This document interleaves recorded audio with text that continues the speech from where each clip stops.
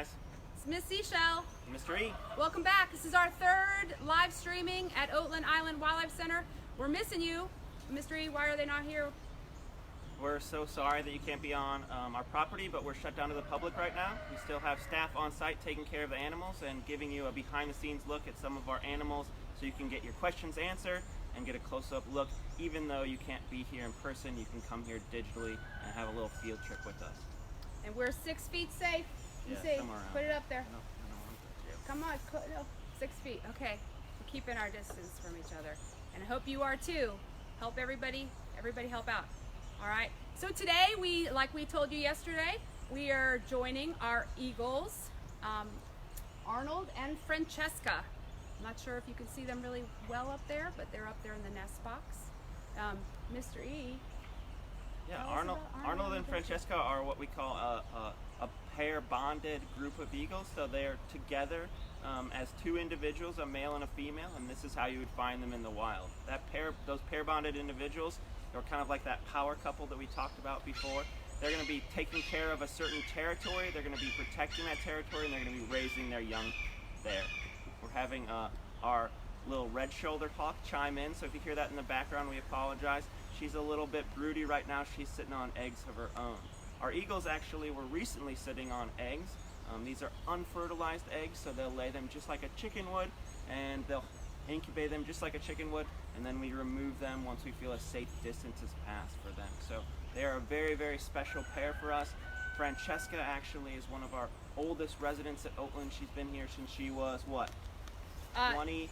No, she came was like in 1992. 1992. So she's like, what? Do the math. 2020. 2020? 1992. 28. Hopefully you guys do that mental math with me. So yeah, they've been here for a long time, and they're here because they're non-releasable birds. So they've been deemed by the U.S. Fish and Wildlife Service and by Georgia DNR that they cannot be released. You can say hi to people. We gotta say hi to people, but Eric talks a lot. So we're gonna say hi, Lucy! And then some people you know, Eric. Lincoln and Lane. Where's Lando at? Where's Luna? And my mama, of course. Hi, Marsha. How's it going? Thanks for joining us live today at our Eagles. So I'm gonna get you guys all to get up and move your body a little bit. So we're gonna do, our first thing we're doing is we're gonna do a little bit of yoga and in honor of the Eagles. So everyone take your arms out, and you're gonna take your right arm and put it underneath your left arm, and then cross them and grab your hands like this. Okay, so this is gonna be where we split our vision like an eagle. Now we're gonna take our left leg, we're gonna pick it up, and we're gonna wrap it around our right leg, and we're going to be in what's called eagle pose. Okay, now you gotta do the other side too. So unwrap, and then we're going to do the opposite. Pick up your right leg and wrap it around and squeeze it into the middle, and then look between your hands, and you're splitting your vision because eagles have double phobias. They can focus at two places at once. Eagle pose. Good job. Got some exercise today, but get more. Go outside. It's a beautiful spring day today after our program. Luna and Mom here too. Oh, great. Luna and Alicia, of course. Thank you for tuning in. We are super excited to get these awesome questions answered. So first off, what do they eat? Sarah. So Sarah asked that question. Sarah asked, what do they really basic diet when you think about eagles? As a fish eagle, that's going to be their primary diet. They're going to be around water almost all of the time, seeking out fish as the main part of their diet. That being said, young eagles actually are a lot of times carrion eaters, so they're going to eat a lot of different dead animals, maybe even get hit by cars, and that might be why some of our eagles are here today and injured because of those wing breaks and things from a car collision. The other thing that they eat is small mammals, and they're going to eat reptiles and amphibians, of course, and anything that they can get their talons wrapped around, they're going to eat, especially when they're small and not as good hunters as an adult. I gotta say hi to Trisha, Maura, and Ian, my friends. Oh, and Maisie's tuning in too. And Maisie and Kara are here too. Thank you so much. Trisha and Maura and Ian want to know, how long do they live in captivity? Ooh, a good long life in captivity. So, well, Arnold is like, or no, Francesca is like 28. So we can live a little bit longer than that. It's about 30, I think, is in captivity. Yeah. You know, but there's records. That's an average. and in the wild, obviously not as long because life is a little bit harder living on the wild, hunting, gathering. And then there's another question from Faustina. How long does it take for the eggs to hatch? Ooh. Have you guys been watching eagle cams?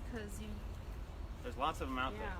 And if you follow the different regions where it's warmer, the eaglets have also almost moved out, and if you go up colder, they're just starting to. So really cool to see that range difference within our country.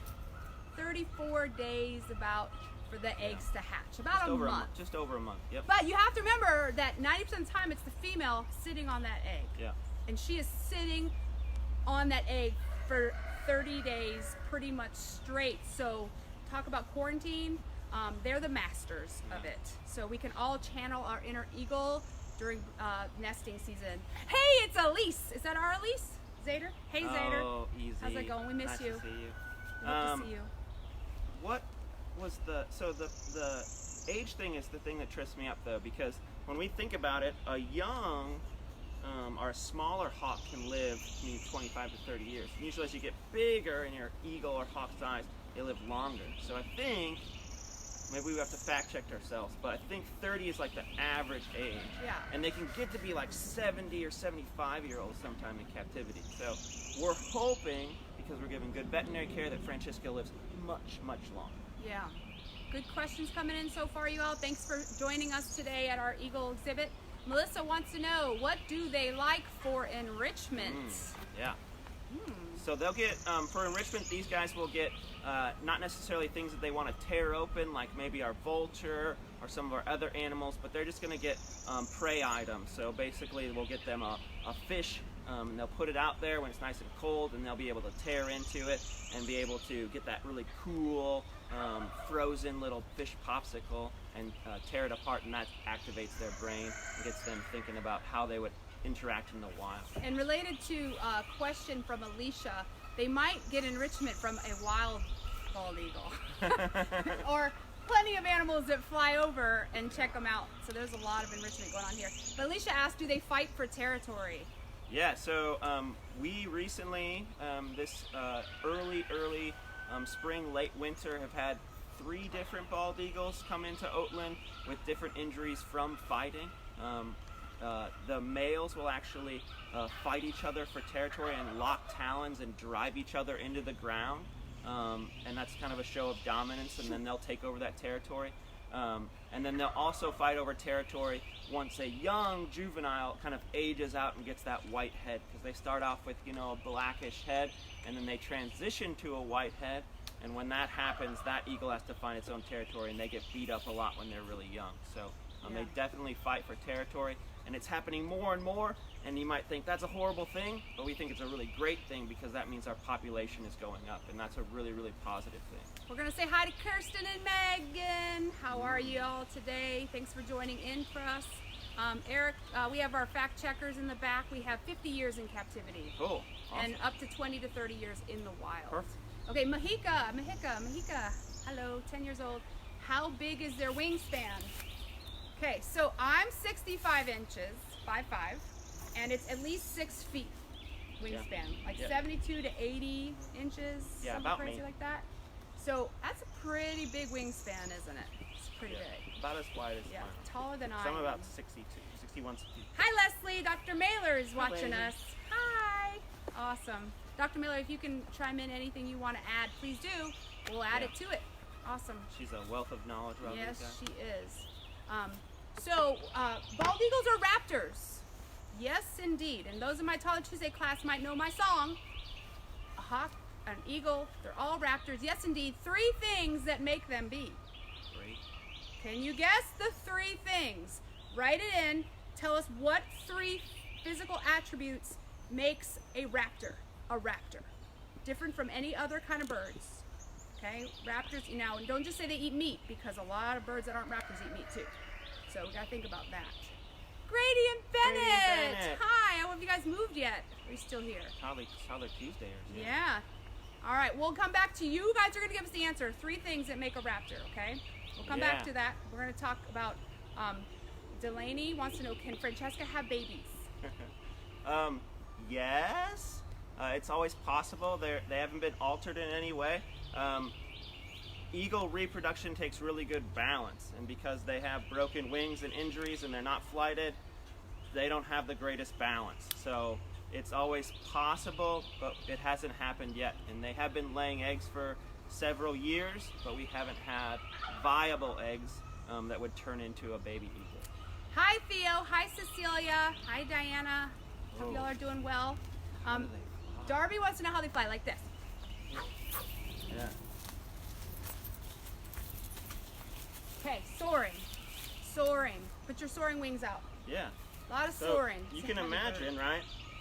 Our wingspan, an eagle has a wingspan like me, and you attach a bunch of feathers to it. You take all of my whole entire wing, you fill that up with feathers, increase that surface area, give me a big, long, flat wing, and then you also take all my bones and get all this stuff out inside of my bones, take all of my weight, He means hollow. sunk it down, Make them hollow. and then Light. you are really, really, really light. And because you're really, really light, you can take off from the ground. So flight is really interesting. We have lots of animals that glide, lots of animals that jump, but flight means you have to be able to, with your own energy, take off from the ground. So eagles and all birds have a special sternum. That's their breastbone right here, and you probably have had it when you eat a chicken or a turkey. And they have a keeled sternum. So if you know what a boat is and a keel of the boat, okay, the bottom of the boat, it's this bone that kind of sticks out and it allows muscles to attach. So when they take off from the ground, they get a big old pop and get that body up into the air. And eagles are heavy, Eric. Yeah. How heavy is she? Yeah, so Francesca's probably around 8 pounds. Arnold might be closer to 6, maybe somewhere in that range. That's kind of the average for, they're talking to us. That's kind of the average for eagles in the southeast. If you go up higher, you might get larger and bigger eagles because of Bergman's law. It's a really cool scientist that found that as you go through a population, the more you go towards the poles, the higher the weight goes. So up in Alaska, we might have eagles that weigh 10 pounds. Ooh, they're big. But the females always weigh more because they have to be stronger. They have to do that incubation that Michelle talked about, stay on the nest, be able to keep those babies nice and warm. And bully the boys. And they also have to bully the boys a little bit. That's my talent. And push off the territory, yeah. Make sure that they're in charge of their space. Hi, Pam. Pam K. Pam Thanks K. for joining us. We miss you. And Raylyn. Raylyn. Hi, Raylyn. Okay, we got all kinds of answers coming in. Good job, my friends. Hooked beak. Oh yeah, hook beak. See them? See that little sharp hook hanging down? Sharp talons. Yeah. Nice. Eyes on the side of the head, I would say more front facing. Yeah. Even though they look like they're on the side, they're actually a little bit wider than ours. But that gives them stereoscopic vision, binocular vision, 2 eyes in front. But eagles have extra special eyesight. Like you may have been said you had eagle eyes or hawk eyes. It just means you can see really far, see really well.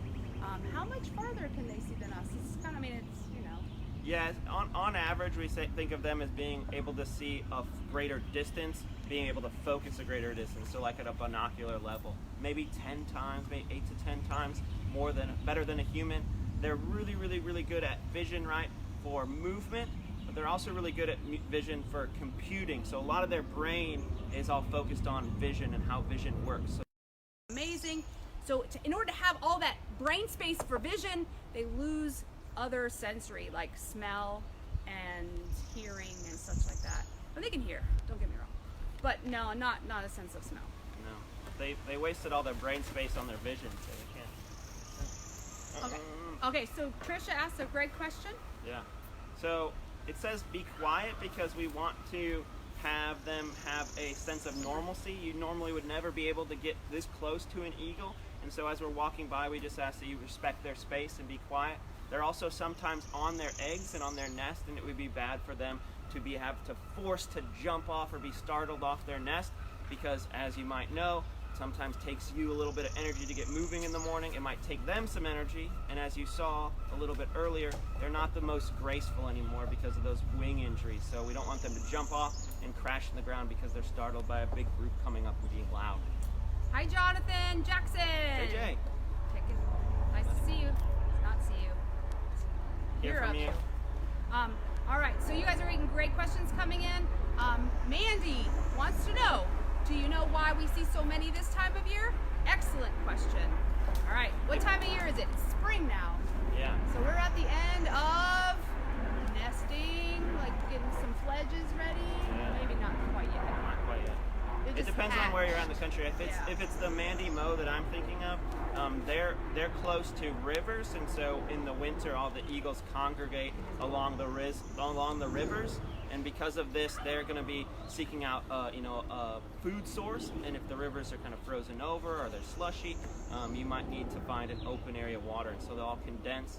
And then as they move around, because they do a bit of migration as well, they might condense in those areas even more. So we're going to see lots of numbers along waterways, especially this time of year. In Chatham County, we are in Chatham County, we have the largest population, breeding population of bald eagles in the state of Georgia. So they all come back for the winter. They're smart. They come here when it's nice and cool and there's not so many bugs. I mean, tourists, and because they really are timid by people. And then they will take off and head to their summer grounds in a while. Some not too far. Some will maybe just go upstate Georgia. Some might head up further north, Pennsylvania. Yeah. Bethany, hello, Bethany. Thanks for joining us. I think what's amazing about that too is their range, their geographic range. At one point in time, there was only about as many nesting pairs in the whole entire United States as there is now in Georgia. So if you think about that, that's pretty amazing. We were down to about 1,000 individual bald eagles at one point in time because of lots of different things, but mainly a pesticide called DDT. All right. Ray Lynn, how high do they fly? Ooh.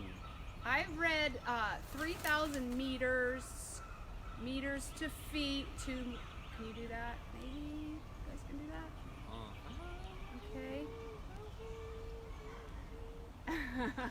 About a mile and a half, maybe? Yeah, a mile and a something half, like that. A mile and a half high. But so they could probably go higher than that. But they say that they can see a rabbit from up 3,000 meters high. So I don't know exactly. Do you have any stats on how high they fly? No, I don't. So they do this thing like vultures do, called kettling. Yeah. And they'll ride the thermal airs. The air warms up, it rises, and they'll rise up with it. And so they can get really high up there without even flying, with just the air rising up. So we're gonna have some, you guys can Google it if you want, or we can have our search at people looking. Where's Mount Everest? Mount Everest in Alaska? No, Mount Everest. Mount Everest, Himalayas. So the Himalayan mountains, when they fly over the Himalayan mountains, every once in a while they'll hit birds with planes that are flying over the Himalayan mountains. So birds can go very high. That's like... That's a bald eagle. Probably a big wingspan. Yeah, migrating birds. Yeah. Okay, so we have some questions that I'm trying to... Charlene, how big can they get? Okay, so that, again, Mr. Air kind of talked about that. Here, let's talk about how quickly they grow. Well, okay. So this is a bald eagle egg from 2016, and a baby hatches out of this, very, very, very, very small, right? And that egg turns into a baby chick. That baby chick, when it leaves the nest, is almost full grown. So that's pretty amazing to think about. It gets to 6 to 8 pounds from this size when it leaves the nest. In a matter of 3 months, 3.5 months. 3 months. Yeah, amazing to think about. Yeah. Amazing. And so, and Mr. E was talking a little bit about Bergman's rule, and how if you go up to Alaska or Canada, you'll find really big eagles, and then down further to the equator they get smaller in size. So that has to do with your surface area to volume, and the bigger your surface area to volume, usually the less heat you lose. And if you're up in northern climates, northern latitudes, you don't want to lose your heat, right? You want to hold it in because these are warm-blooded animals. Mm-hmm. So they minimize that ratio by getting bigger. Now, if that blows your mind, think about a polar bear. They're huge, right? They're up in the Arctic regions. And then if you come down further south, have you ever seen a Mexican sun bear? They're like little tiny bears as tall as me. And they're like closer to the equator. So you can find the instances in a species like that all around. So eagles are definitely, their sizes change depending on where you are, where you live. The question about do we have any other species of eagle, that's kind of, it's a little bit hard to say because we used to have, and I think that there might be one pair of golden eagles in the state of Georgia. I know they've been spotted. They've been spotted here. We should have golden eagles. This is their typical range, but they are also hit very hard.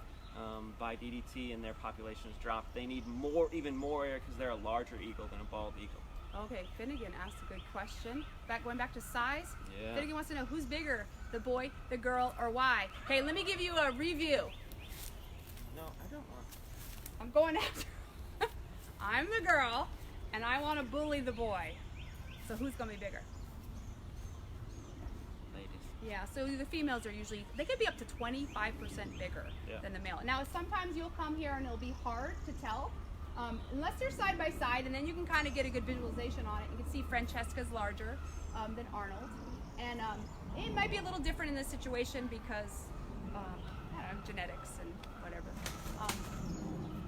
Yeah, we don't actually know like a lot about their history before they came to Oatland. So Francesca could be a migrating bird that was bigger, and Arnold could be a smaller bird that's a localized bird that doesn't do much migrating. So he might be a migrating bird that's bigger because now they're closer in size. So we don't know a lot about them before they come to Oatland. We just usually know how they were injured and how long they've been here. And guess what, friends? Oh, this is good. Francesca's more talkative. Yeah. The girls are usually a little more vocal. Yeah. It's true. Yeah, and that call that you hear might sound a little bit weird. It's kind of this raspy, kind of cackling giggle that they have. I think of them as sounding like hyenas almost. And that sound is actually not good enough for our national symbol. So in all the movies that you see, when you see an eagle and you hear an eagle call, it's actually a red-tailed hawk that's calling, not an eagle. They dubbed the red-tailed hawk sound in there because their song is like a more majestic, long, beautiful cry. That's a red tail. Raylan asked a great question. She says, why are they called bald eagles when they actually have feathers on their head? So our languages changes, right? Our words change a lot. And so in the old days when our settlers, when our first founding fathers were here, the word bald meant white. And piebald, the word piebald, maybe you've heard of the Pied Piper or pied, that word comes and it means mottled black and white, like a black and white. So the bald eagle is a white-headed eagle. And then that gives us to our scientific name. And I don't know if you can see this or not, but we'll repeat it. It's got a mouthful here. Haliaetus leucocephalus. And this means haline is salty environment, aetus eating something from the salty environment. Can you guess what it is? You do. And leuco means white also, and cephalus means head. So it's the white-headed eagle, bald. The bald eagle. Big eagle. Yeah. All right. Good questions coming in. You guys are really nailing them. So we talked about our 3 traits that make them a raptor. So they have a sharp curved beak. What do you think that sharp curved beak does for them? He's giving you a clue. All right. And you probably know the answer. It's probably coming in. They use it to rip and tear food into bites. They don't bite. Swallow-sized pieces. Yeah. They swallow whole. Yeah. And then the other one someone said is they have sharp talons. And I have a model of a talon. It's a replica right here. So this, you don't want to be grabbed by that. No way. So this, in addition to their pressure that they can assert on their prey items, Mr. E is going to do a little demo and show you how much pressure that they can, how they can put on a prey item. Amy Capello, hello. Thank you for watching us. We're appreciative of you. Some books to read. We do have a Jean Craighead George book that we could recommend for, like first through 4th grade maybe. Yeah. Book. Forgot the title of it, but we'll put it on the link. Eric, what are you doing? What's that thing you have? This is a really cool tool that measures grip strength and how much pressure you can put. Basically PSI, pounds per square inch. It's called a dynamometer, dynamometer. I don't know how you say it exactly. But basically you input some information and I'm set it for my age. And I'm going to grip down on this and I'll show you guys what I do in pounds, and then we'll compare it to what our eagles can do by their grip strength on their talons. So, oh, I didn't start it. Try to squeeze it. Oh, I used 2 hands. One hand, Eric. Okay. So that's 64.6 pounds. You did better earlier. Let's try again. That was on kilograms. That's why it seemed big. Oh, there we go. Do the math. Okay. 121 pounds. So an Okay. eagle can do about 10 times that on their feet. Math problem. And you think about their slippery skin of their prey, they want to pierce through that skin quickly and hold onto them tightly. So if you ever tried to grab a fish before, you know it's pretty hard. They grab them out of the water, literally. So they have to grab really quickly those sharp, curved talons. All right. So hi, Courtney. Thanks for joining us. Hope your family's with you. Hello, everybody. Okay, so we are. We did the eyesight. We Yeah. talked a little bit how far they can see. I believe we did. Giant. We talked about their attributes, talons and Yeah. beaks. Yep. We should ask them what they want to see tomorrow. We have one last question, and then we'll ask about what we'll see tomorrow. So this is our last question. Alicia, can an eagle pick up a toddler? Oh. Depends on the toddler. No, so a baby human, even a very, very small baby, cannot be picked up by a toddler. There were eagles. By a toddler. Did I say that backwards? Yeah. Toddler's way too much for an eagle to pick up. How about that? So an eagle can only pick up about maybe a third of their body weight. Maybe half if they're lucky. So Maybe a chihuahua. when they grab a prey item, they're going to fly to a safe place and eat that prey item. They're not going to carry it for long distances because they're really struggle to carry heavy things. And I want everyone out there to realize that eagles are very timid of human beings. Yeah. They don't like to be around humans at all. So if you have a chihuahua in the backyard, or if you have, just keep a human presence around. They're not going to come around. They're not going to sneak in while you're in the yard with them, unless of course they're starving and there's problems. But you really don't need to worry about eagles at all. As you should just be excited and grateful. Abigail and Owen, awesome. Yeah. That says Peyton. So if you want to Peyton. know about an eagle that could maybe take humans away, you can read about and research the Haas eagle. The Haas eagle was in the area of the Moa Islands where they had these big, huge birds, and that was their prey item. So they grew to a larger size so they could kill these large prey items. So All right. check them out, Haas eagle. Okay, so we want your suggestions for next installment will be on Monday next week. So you're going to join us at 11 o'clock next week, and we want to know what animal you would like us to go to next week. It'd probably be just me, Miss Seashell, but we might be able to pull in another player here. Mr. E works Saturday, so Yeah. he won't be in on Monday. Be sure to follow Foo as well on the Facebook page. You'll get notifications. You can also see all the resources that we post, videos. We also have a lesson plan we're going to post about the strength of the talons and PSIs for you guys to check out. So yeah, we're excited to keep this going, and we'd love to hear more ideas from you. So if you want to see something or you have an idea for a video, reply to this video or send us a direct message. We'll get back to you as soon as we can. Tick tock, do. We want to fly like an eagle to the sea. I'm putting an earworm in your ears. No. Fly like an No. eagle, let my spirit carry me.